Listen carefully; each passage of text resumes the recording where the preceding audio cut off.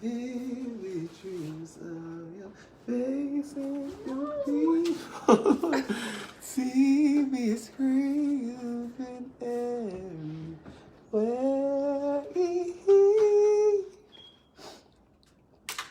That I wish I didn't care. Oh, you've been everywhere.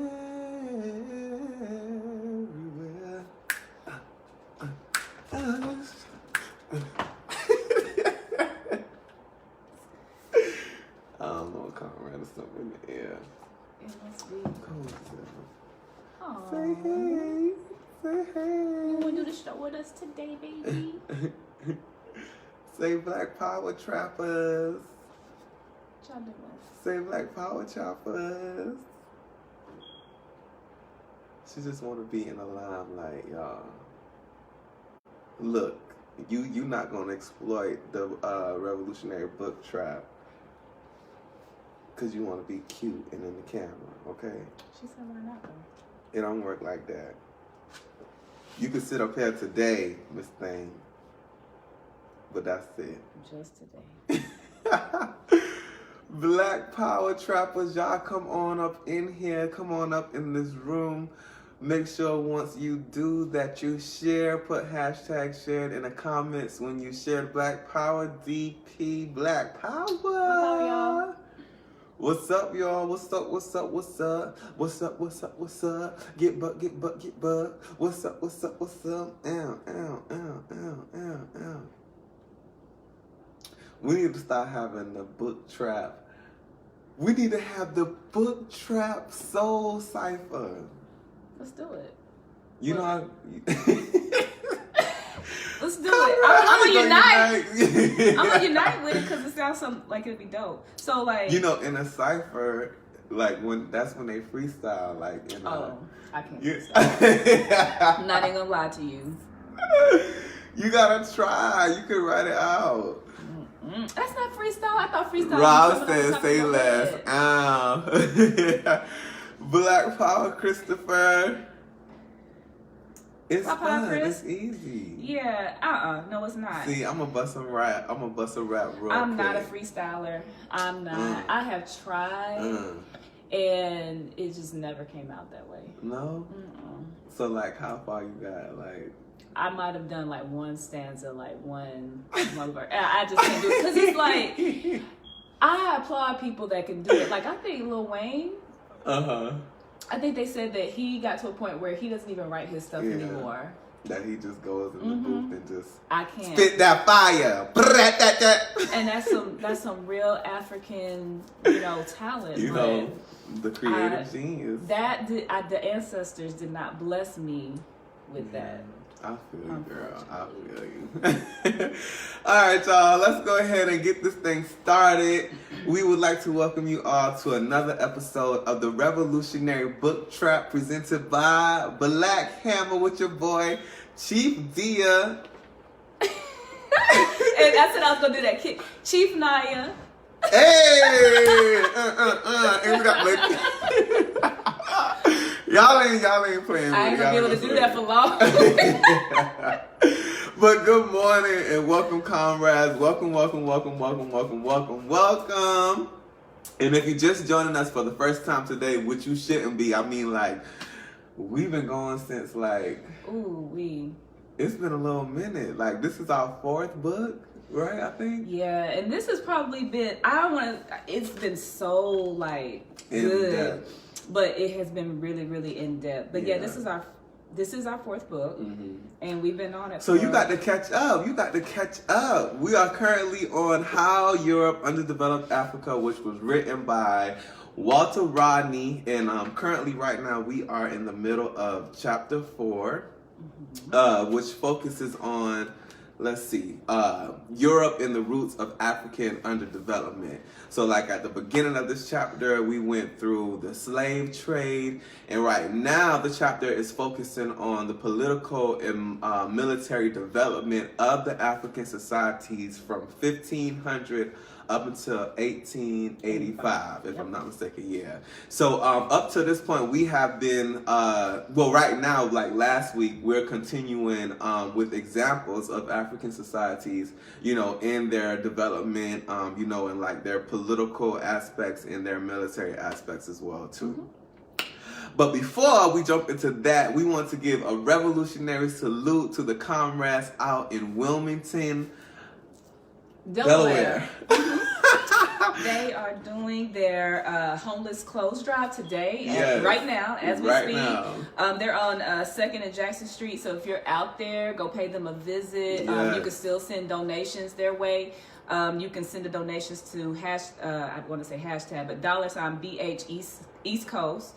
But they are doing that today on the corner of 2nd and Jackson Street. So make sure you pay them a visit. Share if you've seen the flyer. We really want to support them. They doing it. And Comrade Vinny, watch it right now. Out there working while you tuning into the book trap. Black Power. And we also want to give a revolutionary salute to our comrades, Chiefs Gigi and Chief Robert, who did their hygiene drive yesterday in Orlando, Florida. We talked about it earlier today in our Forging the Hammer Political Education Monthly Study that we had this morning, and it was lit. Cannot wait to see those pictures come out, and just so great. And just to let y'all know, be on the alert, because the Atlanta unit, we are planning our next event, and it's going to be a cultural explosion. Okay. So we still putting together the what do you call it, like the nooks and crannies, or is it like we're putting everything together?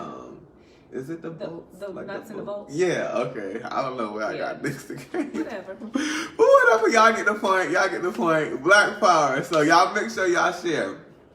All right, let's go ahead and jump right on into this thing. Okay, y'all. So again, we are in the middle of chapter 4, and now we are moving to the Eastern Interlacustrine states. And earlier within the book, we discussed this area, and as Comrade Walter Rodney laid out in the book, like the Interlacustrine states pretty much is all of Eastern Africa, where you have Kenya, Rwanda, Tanzania, and those other areas as well. And pretty much he gave the overview that in terms of development, such as like technological advances and things of that nature, like this area in particular was very slow in development versus like West Africa, Northern Africa, and to some extent some of South Africa. And what we mean by when we say development, like we saw like class stratification take place more heavily and quickly in places that were involved with trade with Europe, who were directly involved in the slave trade and things of that nature. And pretty much you can almost, how I like to sum it up in my mind, it was like the Interlacustrine states was they kind of held on to their like innocence, I guess you could say. They weren't too much permeated by the European aspect versus the other parts of the continent. So that makes sense, right? It makes sense. And it just, to me, I think he mentions it in one of the other parts, but where I think it's also like population was a little more sparse too, and there really wasn't as much of a need to really develop at the level that maybe some of these other places were. And then the fact that the slave trade wasn't necessarily impacting that area in the beginning as much as it had impacted some of the more Western civilizations. So he starts out with speaking to Bunyoro Kitara, which was and he lays it out as this, the Bunyoro Kitara as the most advanced socio-political formation in East Africa up until the 15th century. And they had their ruling dynasty at this time was the Bachwezi, and then he talks about their decline. And he doesn't say exactly what the reasons were, but one reason he makes a direct attribution is to the overwhelming by new immigrants that were coming down from the north into this area. And namely, he calls them the Luo peoples, which came from a section of the Nile that flows south of the Sudan. Mm-hmm. So there he goes through like the different lines of dynasty that took place, took power, during this time. And he talks about like this immigration and how like it was this kind of clash between the people who were there on the land versus the immigrants that came into the land.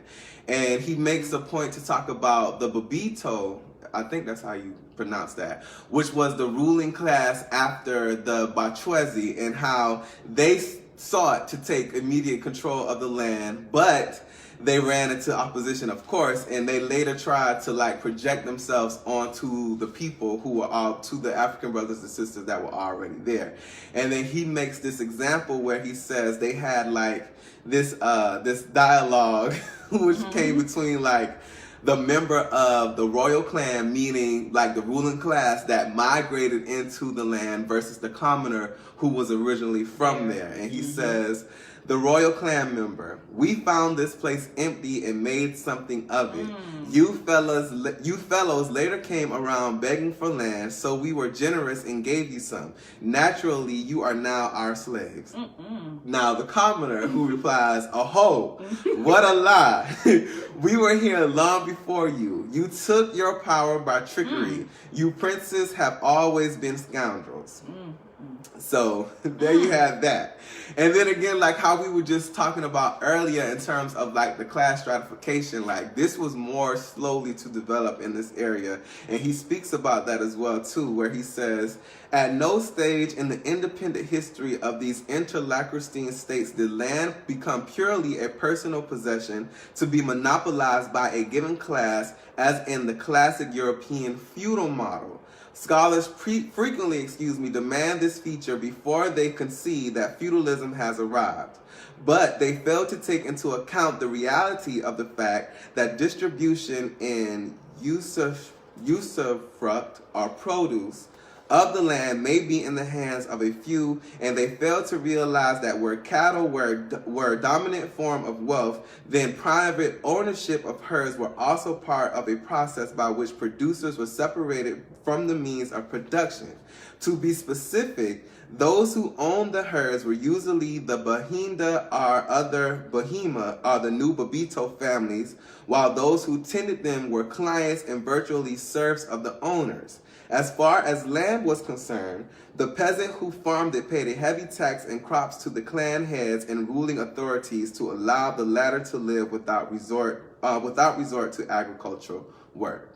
So this is pretty much the mirroring of like what we saw in like other areas, in other African societies in terms of like class stratification and the rise of the ruling class. And like, as we're speaking about the Eastern interlacustrine states, so we also have to keep in mind that a lot of these African societies were composed of pastoralists and cultivators. And pastoralists, which were mainly those who had like the cattle and things of that nature, and the cultivators who pretty much worked the land. And like, so for example, as he speaks to the Babito families, these are the families that had access to the cattle. So therefore, this is what gave them the so-called like upper hand. Yeah. So, yeah. And later on, in speaking to the interlacustrine states, he also talks about the different kingdoms as well too, which you have Uganda, Rwanda, and Burundi. And he also makes points to speak about Northeast Tanzania, which was, he says, the most developed portion of the country in the pre-colonial epoch because of the rest of the mainland. Tanzania comprised numerous small kingdoms that had not divisively left behind the communal stage. So even in these areas, you still see like remnants of communalism, you know, right. within these areas as well. So, yeah. Had anything you want to add, comrade?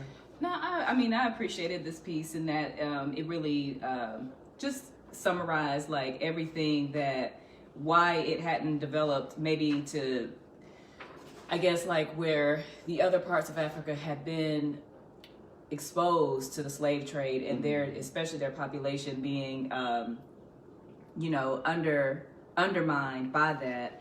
And how even though because again, this is before colonialism had impacted this area, you know, they were still developing on their own time scale. They didn't really, and I appreciated that. I appreciated that even seeing that the class stratification was occurring, anyway, into like feudal-like states.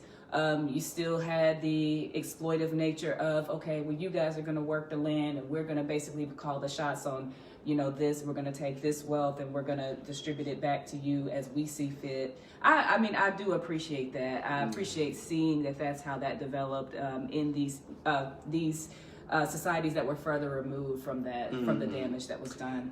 And just to, like speak to the point that you just made, like he also speaks about like the economics of this area as well too. And he says that the Baganda state, which was, in this area that we're speaking to now, had a very strong agricultural base. Yeah. Meaning that, just like you said, being that these areas weren't involved directly in the slave trade or within European trade, period, they were able to trade internally to create this base. And he says the Baganda state had a sound agricultural base with bananas as a staple and with cattle products being available. Their craftsmen manufactured black cloth for export, and local production of iron and pots was supplemented by imports from neighboring African communities. Yep. So like these are again, areas, African societies that are not involved in the slave trade. And so when you aren't involved in the slave trade, you are able to focus more on your development internally.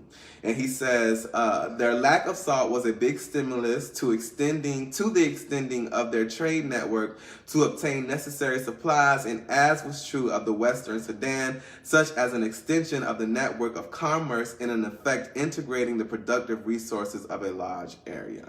I appreciate that too, because where he says that, it outlines the fact that where they didn't have something, then they used that as an opportunity to trade with a surrounding community, so that they could work with that community to get something that they need. So they didn't have salt, so they traded something that they did have in order to get a return for salt, and that facilitated a healthy, non-exploitive trade relationship. Yeah, I really appreciate that. And I think we have to read that back in the comments. Yes, Comrade Alex. Y'all sleeping on Comrade Alex. He's so dependable. He always coming with his hashtag read that back. If you hold on, Comrade.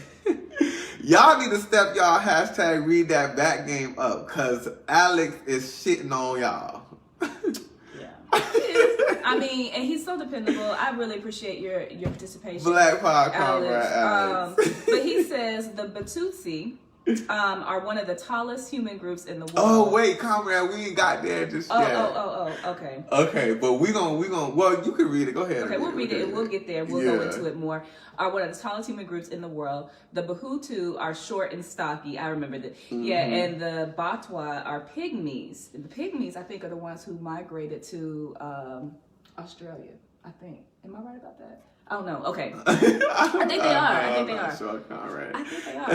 The difference can be explained largely in terms of social occupation and diet. Ethnic differences are developed socially. Biology follows distribution, and class differences first, not the other way around. Yeah, that's okay. Yeah, we're gonna get there. Black Power. Well, yeah, we pretty much there. So next we're talking about Rwanda. And so Comrade Walter lets us know that Mainly, this area was split into two different social groups at this time. So you had, well, first let's talk about which composed this area. And he says the westernmost portion of the Interlac-Christine zone comprised the kingdoms of Rwanda and Burundi. Mm-hmm. These two countries, which today hear those names, are centered around the old kingdoms. The experiences of Rwanda can be cited here. So, so he's talking about the two major social groups right now in this area, and that is the Bahutu, and they are the cultivators. Mm-hmm. And he says that the political power was in the hands of the Batutsi mm-hmm. pastoralists, comprising about 10% of the population. So he says an even smaller minority was the Batwa, about 1%, mm-hmm. who were at a very low level of pre-agriculture social organization. So just like what Comrade Alex was able to lay out just now in his hashtag, read that back, he even goes on, let me stop right there, because we just talked about, we had a discussion, I can't remember, I think it was a public meeting that we were discussing, and I think Chief Ghazi raised the point about how when you look at the Africans on the continent, we're more smaller in structure. Oh, yeah. And things of that nature, versus Africans stolen away to America, are more broadly and bigger and things of that, muscular. Yeah. And he tied it to the fact that, on these different slave plantations that were in America, and then just thinking about the plantations that were solely dedicated to breeding, mm-hmm. African slaves, and just the fact that what the slave masters did, what the slave owners did, were they bred a particular African woman and a particular African man to produce, a machine, mm-hmm. To produce a slave that could work and withstand the harsh work conditions, mm-hmm. that of course they didn't want to work in, but they wanted a specific type of human or slave to produce that type. So you wanted the big, strong, mm-hmm. Man that could lift and be out in the sun, and then they wanted a woman that could do the same thing and would be optimal for producing more slaves. Mm-hmm. And then also, how Ghazi was saying that in the islands, you see coming from Jamaica, Trinidad and things of that nature, you see a lot of our African brothers and sisters participating in track and racing and running and things of that nature. And that is directly tied to the fact that slave owners in those areas needed slaves that could run really fast, due to the terrain of these areas and them not having an ease of access to the coast and things of that nature. So yeah, that's so crazy. Mm-hmm. And he says that, he goes into how the differences between their social occupation and the diet. So he says, again, the Batutsi are one of the tallest human groups in the world. The Bahutu are short and stocky, and the Batwa are pygmies. The differences can be explained largely in terms of social occupation and diet. The Batwa were not living in settled agricultural communities. Instead, they wandered around in small bands, hunting and digging roots, thereby failing to assure themselves to plentiful or rich food. Yeah. At the other extreme, the Patutsi pastoralists were subsisting on a constantly accessible and rich diet of milk and meat. The Bahutu were more socially advanced than the Batwa. They ate more and more regularly than the latter because Bahutu agriculture meant they did not have to live entirely on the whims of nature, following scarce game like the Batwa. However, the quality of their food fell short of the protein-rich Batutsi. So, yeah. So next he lays out like he goes into their political and military achievements. And where he says right out, in any event, it was their political and military achievements rather than their height which distinguished the Batutsi from a historical viewpoint. Their contribution to the kingdom of Rwanda goes back to the 14th century, to a period contemporaneous. That's right. I think that's right. With the Batutsi. There were indeed striking parallels and actual links between Rwanda and Ankole and between Karagwe and Burundi.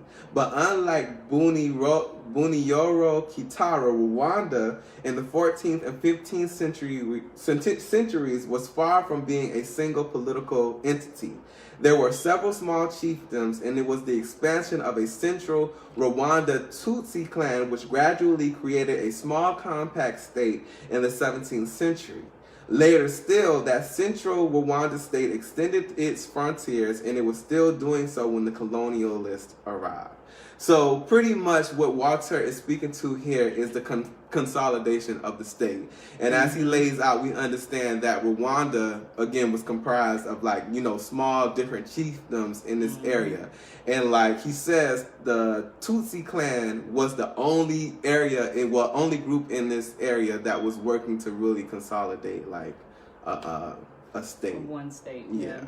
And then he goes on to say, even the leaders, which was called a Mwami, that they were kind of sanctioned by religious beliefs and things like that, which is another thing that Walter Rodney has continued to say throughout this book, how the foundation of religion has been used as a means of control, forming of the state, which is similar in nature to the feudal kings of Europe, which were also said to be tied to, having some sort of, divine right to be there, or to have that position as king. And this particular kingdom, or the Mwami, was said to have done that similarly as well. So I found that I did find that interesting, in that was something that was already taking place. With the erection of the state. And he speaks about two Mwami in particular, and the first one he speaks to is Rujugira.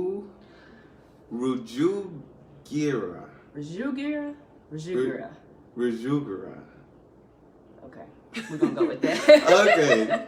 Was a famous Mwami of the 18th century, and the last of the independent line was Rabuguri. Yeah. Who died in 1895. Gahindiaro is another whose praises were sung by the court musicians and historians. Each of them was associated with one or more contributions to reclining and elaborating the power structure of the state, which meant they each embodied certain historical class and national forces. And later on, he goes on to speak to, further down in the paragraph, he says, early in the 19th century, Mwandi Gahindiro overhauled the civil administration. In each province, there was created both a land chief and a chattel chief, one being responsible for farm rents and the others for cattle dues. So here we see, the production of class stratification. Therefore, the implementation of the upper class, pretty much, in this African society. Yeah. And he says, besides, there were smaller district authorities or hill chiefs within all the provinces, all members of the Batutsi aristocracy. Whether by accident or design, it turned out that administrators responsible for different areas and different matters were jealous of each other, and that kept them from uniting to conspire against the Mwami. So even here, we see that the Mwami are already being identified as the ruling class. So instead of the smaller chiefs, uniting the people within these African societies to uprise, they were bickering against each other. And then the power structures were just gaining more strength to do that, to be able to continue to do what they were doing. Black power. So, yeah. So he talks about that. And let's see, what else do we talk about in Rwanda? It just said, like, he goes on to say that the system of relations which emerged in Rwanda was more completely hierarchical and feudal than in most other parts of Africa. So that was happening there more, which is, I don't know, because he had said before that these particular inner lacustrine states, they were actually further behind, but to say that they were more hierarchical and feudal, I guess that just means that they, had the class stratification was more evident than it was in other places. I found that interesting. Yeah, and just the fact that, even when we're talking about development, like in terms of like class stratification, for what it meant for like the interlacustrine states in terms of like cattle and like other products that were created in this area versus what gave the classes that we saw in the other African societies their status in terms of being able to sell slaves to the Europeans and to also who had access to, I guess you could say, like European goods. Like that's what represented the class question for them versus the interlacustrine states, which were more of a like agriculture, like pastoralist, ties to the land. Yeah, ties to the like land. That. So even though it's different, in terms of what the economic base is like, but you still saw the class stratification in the as Rotter refers to it here, like the caste system, develop in these areas too. So yeah, access to cattle, that just meant that if you had that, you had the upper hand in creating that, because I guess they also use, aside from production of food and milk, they also produce clothing, skins from the hides. And there was even though we see the contradiction in it, but outside of that, like, these areas were free to develop on their own. They were still developing and evolving as like, I guess like social structures or whatever, like going from communalism to feudalism and things of that nature. But I'm saying that to say that a lot of these areas were their paths were directed of their own independence, like they were evolving independently, versus like the other African societies who did have ties to the slave trade and things of that nature, who at different points in time led to their own destruction by participating in the slave trade, and then also not being able to center, their labor, their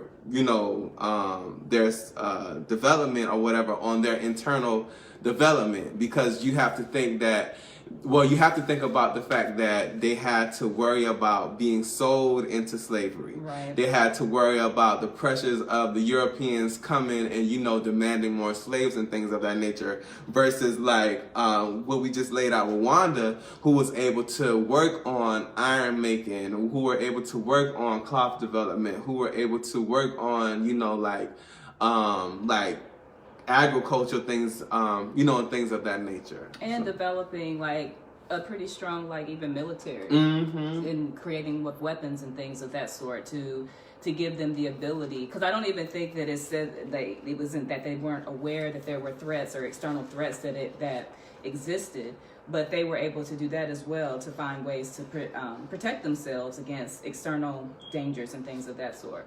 So I do appreciate that. I appreciate the fact that we're looking at, again, like you said, just the development of their ability to develop without the interference, especially without the interference of their people being, stolen from them, and their population being at risk of being able to further grow. Yeah, and he even says the important thing is that they were free to develop relatively unaffected by alien influence and certainly free from direct ravages of slave trading. So, all right, next we are going to talk about the Amazulu. So this portion of the chapter was very exciting for me because when you hear Zulu, automatically you think of Shaka Zulu. So we are getting ready to speak about this brother. But first, before we get into that, Comrade Walter speaks about, again, the freedom from slave trading in these areas. And he says, the same freedom from slave trading was operational in South Africa. For West Africa, exports of captives began in Angola, and East African exports came from Mozambique and zones further north.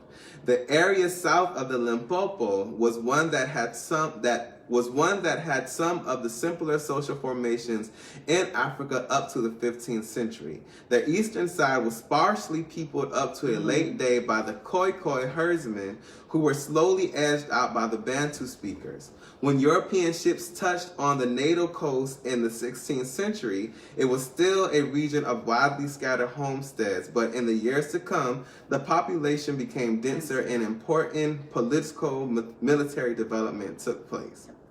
Now, before we get into Shaka Zulu, I can just remember growing up in school and how Shaka Zulu was, in turn used as an insult. Being in elementary school or middle school, you would have, our darker complected brothers and sisters, they would be called African booty scratchers. Yeah, I've heard Shaka Zulu, people being called Shaka Zulu and things of that nature. And of course, that we're dealing with colonial constructs that have been imposed upon us in terms of when it comes to, standards of beauty and things of that nature. But we're talking about Shaka Zulu, which is one of the most influential and most important leaders, period, to ever be alive. And even though Walter Rodney doesn't go into all of everything of what Shaka was able to accomplish, I just encourage comrades, everybody else that is watching right now, that you do your research to really understand, even though Shaka Zulu was centuries ago, the example that he still continues to set for us right now, especially in terms of, us as freedom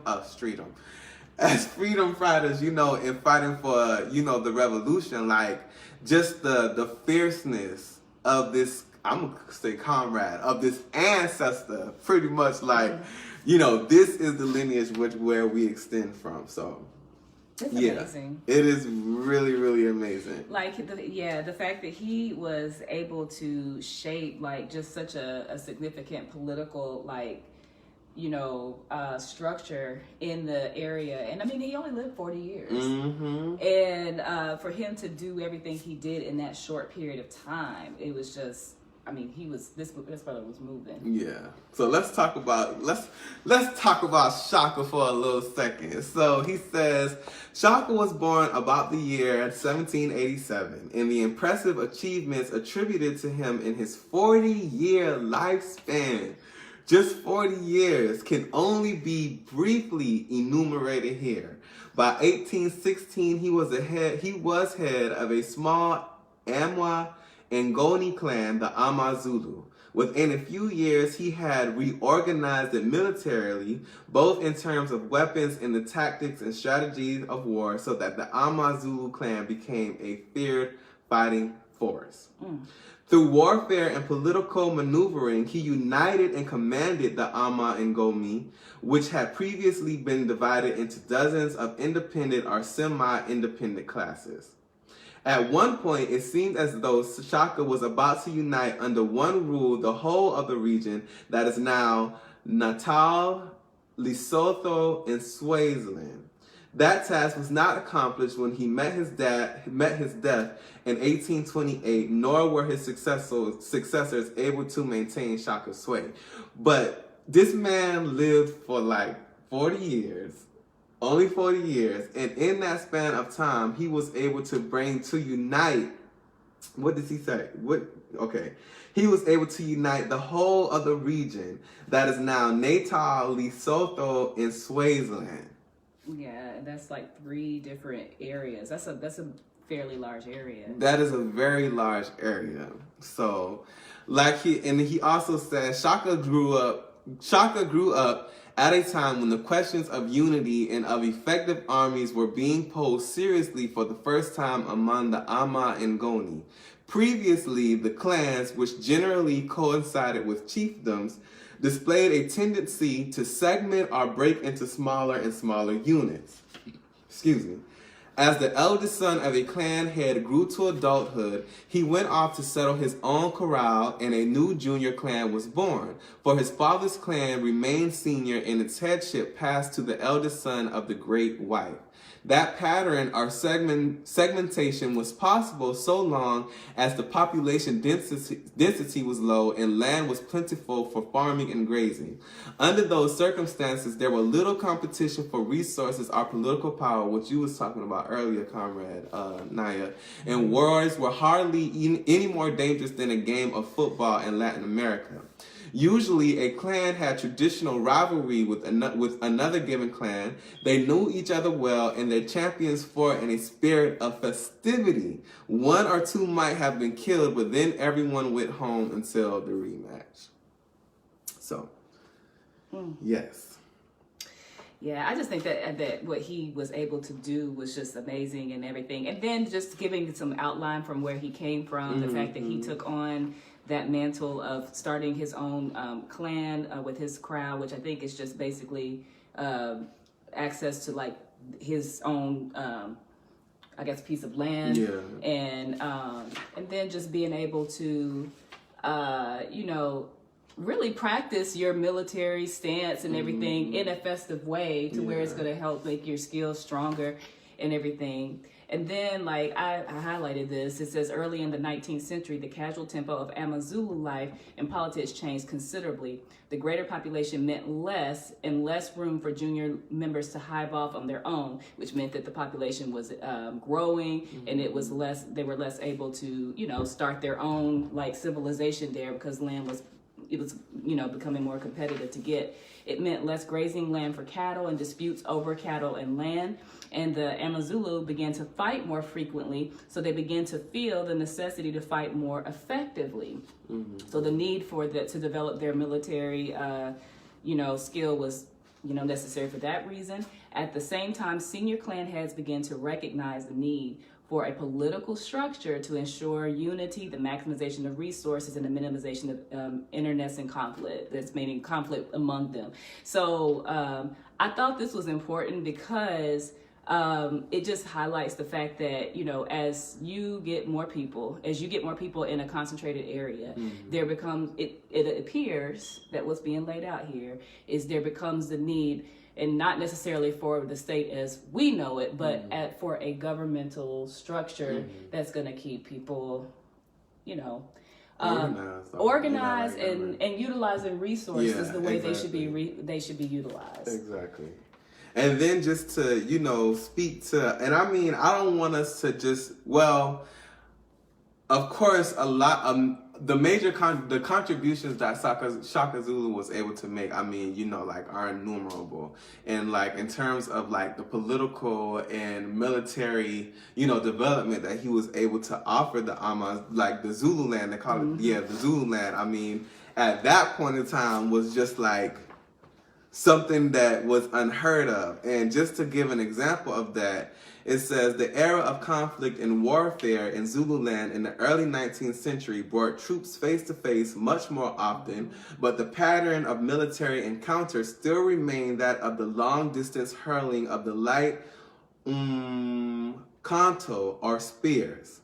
For close fighting, a weapon grasped in the hands is much more damaging, as feudal armies discovered in Europe and Asia and therefore resorted to sword and pike. Shaka, while serving as a young soldier, came up with the solution of devising a heavy, short assegai, which was used purely for stabbing rather than throwing. In addition, he discarded the loose sandals so as to achieve more speed in closing with the enemy and more dexterity at close quarters. Through experience, Shaka and his fellow youths then discovered the specific techniques of using their shields and asagis to best effect. So yeah, they're perfecting their skill and everything. So they're like, we're gonna get some sandals that's not gonna come off our feet, so we can run and get these niggas when they're running from us. Right. And and then they're discovering. I mean, so development is very much present in there, and the fact that this brother discovered that and this formulated one of the best militaries of this time, that he's still talked about today. I mean, that's something to be recognized. That's profound right there. So I love that part where they talked about that. And then, I think what's also important for us to, highlight in this chapter as well, too, is just, Walter is able to, pretty much lay out, we understand who Shaka Zulu is and what he represented, and just the fact that Walter speaks to the fact that, Shaka Zulu was just your ordinary African man, and was basically shaped by his environment and what social forces that he came in contact with. And he makes that point by saying I'm going to read this first and then I'm going to go back to the point I'm trying to make. But Shaka was able to invest his talents in creative energies in a worthwhile endeavor of construction. He was not concerned with fighting for or against slave traders. He was not concerned with the problem of how to resell goods made in Sweden and France.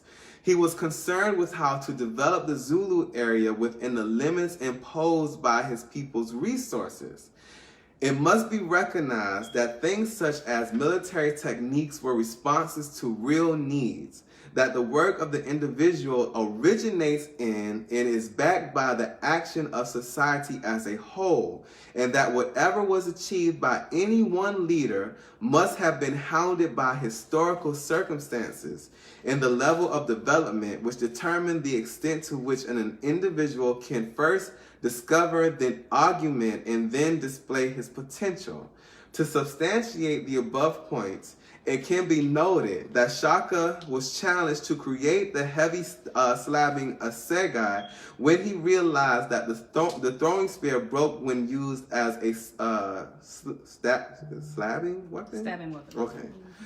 More important still, what Shaka came up with depended on the collective effort of the Amazulu. Shaka could ask that a bigger aside be forged because the Ama Ngoni had been working iron for a long time, and specialist blacksmiths had arisen within certain clans.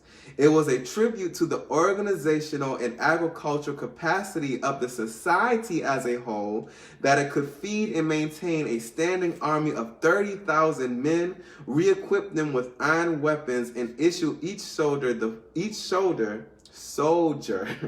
with the full-length Zulu shield made from cattle hide.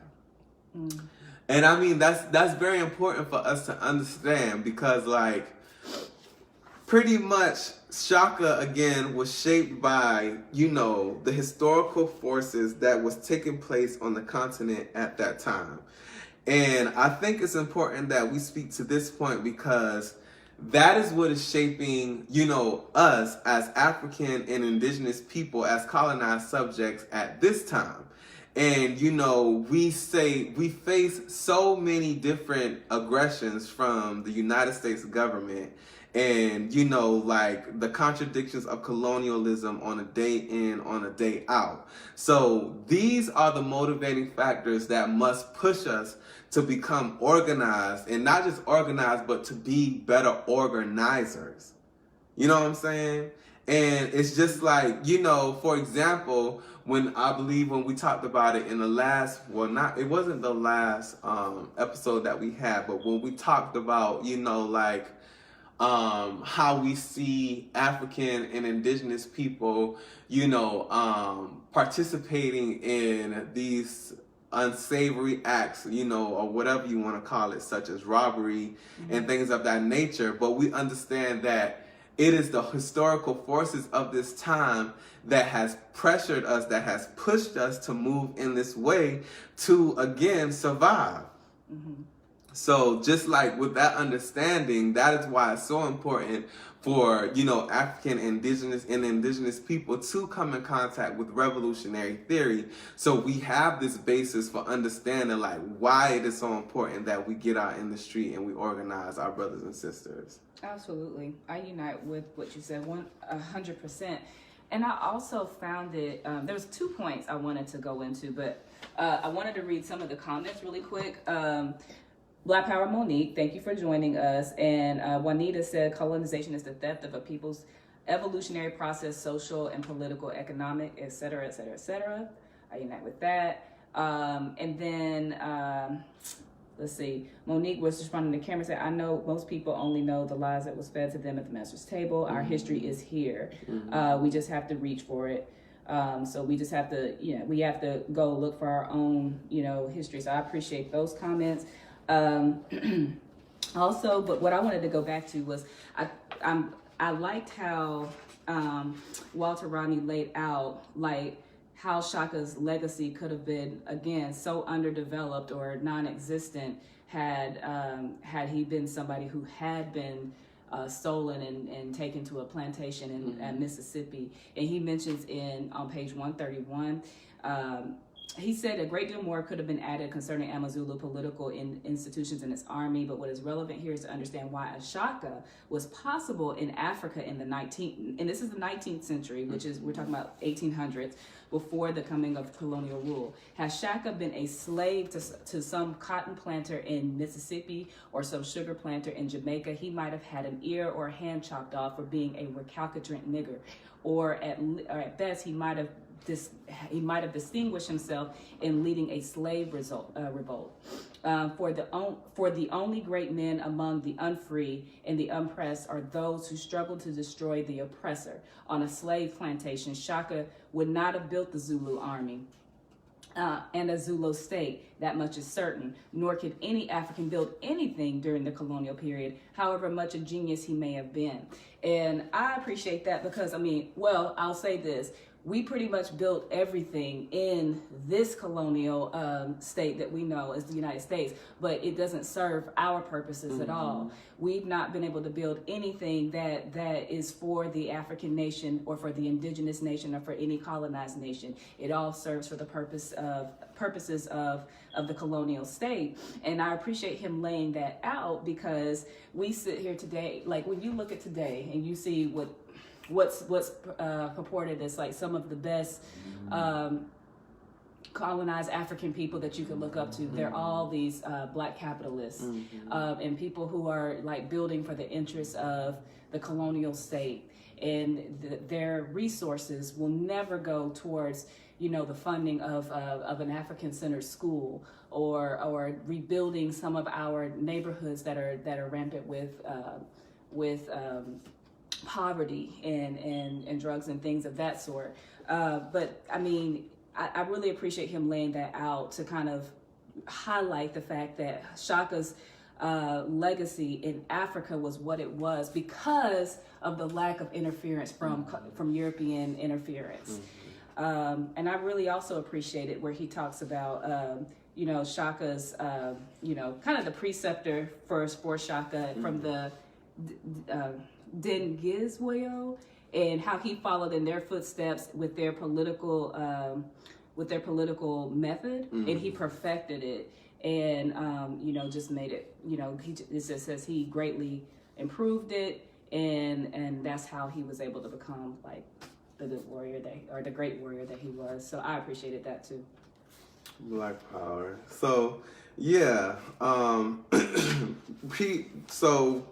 Walter Rodney pretty much wraps up the rest of this section by, just pretty much giving a general overview of, like the areas which were most advanced by the 15th century. And he talks about how these areas were they were kind of sort of able to maintain their standards in terms of, like a communal society and things of that nature. And he just he talks about Zimbabwe, which progressed with only slight interference from the Europeans. He says that locally, the center of power shifted from the Mutapa to Shangamra. I hate not being able to. It's the Europeans' fault. I know. And eventually, in the 19th century, the Nguni groups overran Zimbabwe. So long as the Nguni were warrior bands on the march, they obviously proved destructive, but by the middle of the 19th century, the Nguni had already spread their own state-building techniques to Mozambique and to what is now southern Rhodesia, and had joined with the local population to establish new and larger kingdoms. So what is evident, like, throughout this whole thing is that we, like, can you read the comment that the sister said about colonialism interrupting the Yeah, I know most people only know the lies that was fed to them by the master's table. Our history is here. We have to reach for it. Stop expecting colonizers to save us or offer support. The information is readily available. I'm just at the beginning of unraveling the madness I was taught. Hold on, no. It was the other comment where she says, like, colonialism is theft. Oh, yeah. Okay. Colonization is the theft of a people's evolutionary process, social, political, and economic, etc. And that is exactly what we are speaking about right now in this chapter. And even though, I don't really feel comfortable with speaking to, the fact that, communalism, like the next phase of communalism is feudalism. Like, because even when you understand what feudalism is, like what we saw in Europe and things of that nature, like the contradictions were numerous. And I'm saying that because we as African people were robbed from the opportunity to even criticize what feudalism was, being that it was interrupted by, colonization. And we have to ask the question of what would have happened if our process of internal development, evolution, socially, politically, military, and things of that nature wasn't interrupted by colonialism. And then, this is probably for another conversation, but even the fact that, I believe that Walter Rodney was a Marxist, if I'm not mistaken. I think I read that somewhere. And, Marxists have this pretty much belief that the next phase of feudalism is capitalism. Like there's just a natural progression to it. And that's not true. That is not true at all. And I think, I can't remember if it was Comrade Muhammadu, which comrade, who raised the point that when you look at feudalism and what that was like, I think it was Comrade Z who made this point, that pretty much capitalism was the spread of feudalism, like all around the world. And when you look at feudalism, the structure is pretty much based with, you have the king, the queen, the aristocracy, like the lords and things of that nature, pretty much the ruling class. And then under that, you have like the serfs, the peasants, and things of that nature. And I mean, like, that is so true. That is so true. So like, for us to even think that for African societies, like if we were left to our own internal development, to say that we would develop from communalism to feudalism to capitalism, that makes absolutely no sense at all. And that's not how that would have happened. And I just appreciate being able to be exposed to this type of literature and for us to have this type of discussion. Because when you think about like the what ifs, it gives you the incentive to say, okay, well, how we here now, how can we change the situation now to where, like, you know, first of all, it speaks to the immediate interest of our people, but then we do go to communalism, then to socialism, and, you know, things of that nature. Like, cause it's just that's not the natural process. Like that could not have worked. I think that, because I think that naturally we are a people who everybody wants a good quality of life, but to share that quality of life with someone else. Mm-hmm. And for there to be a society that's non-exploitive, I think is the key here, because the feudal structure is an exploitive one. At the end of the day, you have a few people that are dominating land, resources, and they're exploiting labor from the masses of people. It's never meant to be where there's a few people that are toiling the land and the rest of us are, and it's not even, that's still exploitive. And everybody should have the same, you know, access to being able to get what they need from society, whether it be in the form of healthcare, whether it be in the form of housing, whether it be in the form of being able to, you know, have a family and you know, have a good quality of life. Everybody should have access to that. So I do appreciate that. I think I read somewhere that he's a Marxist too. What I can appreciate what he's laid out though is a lot of Marxists, they skate around the significance of African exploitation and indigenous exploitation in I guess in what contributed to capitalist society today, or they kind of make it seem like an afterthought, sort of like it was consequential, it was in there, but not really, like, you know, and that it still has ties to it today. But he's clearly laid out that that's not the case. It did totally underdevelop the entire continent as a whole, to the point where the fucking population was stagnated for centuries, where it didn't even grow. And you could almost immediately, once the slave trade stopped or slowed down, almost see an immediate growth. Wasn't by much, but a growth in the African population. So Black power. All right, comrades. So for our next reading assignment, we are going to go ahead and cover the coming of colonialism and colonialism and imperialism, right? Yep. And then from there, we're going to go into chapter 5 all the way up until the subtitle that reads Shipping and Banking Services. So you have the ending of chapter 4, which is the coming of imperialism and colonialism, all the way up until shipping and banking services within chapter 5. So we got it's a little thick bit. That's 2 chapters. But we're gonna get through it, comrades. Like, we a little over halfway through the book, but.